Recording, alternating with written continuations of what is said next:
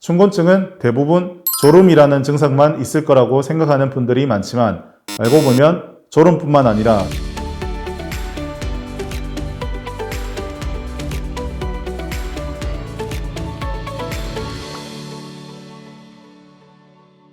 요즘 날이 풀리면서 일상생활에서 몸이 축 처지고 하품이나 졸음이 많이 쏟아지시죠?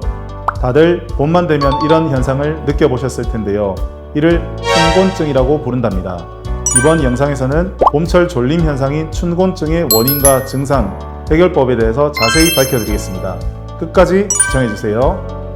춘곤증은 무엇 때문에 생기는 걸까요? 춘곤증은 갑작스러운 기온의 상승과 함께 활동량 증가, 스트레스로 환경 변화에 적응하지 못해서 몸이 보내는 신호입니다.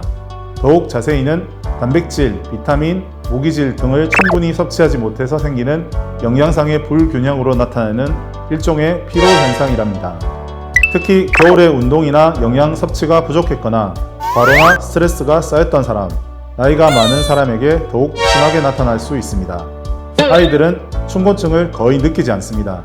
생체 시계가 튼튼하여 환경 변화에 대한 적응이 뛰어나기 때문입니다. 춘곤증은 대부분 졸음이라는 증상만 있을 거라고 생각하는 분들이 많지만 알고 보면 졸음뿐만 아니라 식욕부진, 소화불량, 눈의 피로, 손발 저림, 불면증, 권태감, 무력감 등 아주 다양한 증상들이 있습니다. 봄철만 되면 위의 증상들이 있으신 분들은 춘곤증을 의심해 보는 것이 좋습니다.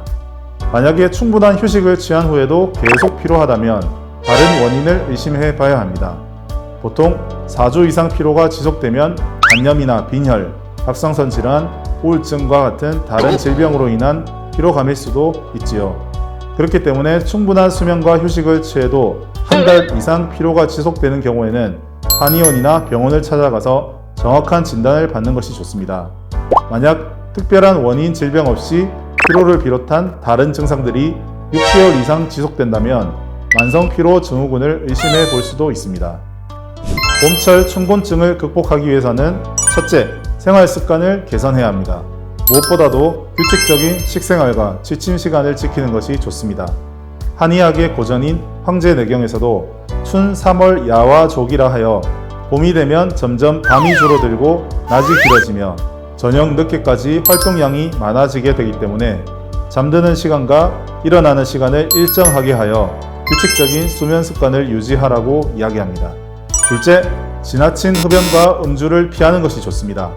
피로하다고 흡연이나 음주를 하게 되면 몸이 스트레스를 받아 더 피곤해지니 주의해야 합니다.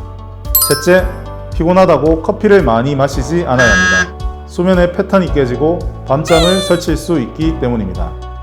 넷째, 가벼운 스트레칭이나 운동, 산책을 하는 것이 좋습니다. 주로 가벼운 맨손 체조를 해주거나 2-3시간 간격으로 스트레칭과 산책 정도로 긴장된 근육을 풀어주는 것이 좋습니다. 수영이나 자전거 타기와 같은 유산소 운동을 꾸준히 해주는 것도 효과적이지요.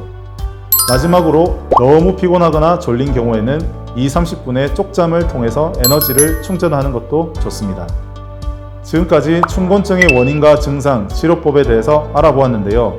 미리 알고 대응하셔서 활기찬 봄을 보내시길 바랍니다.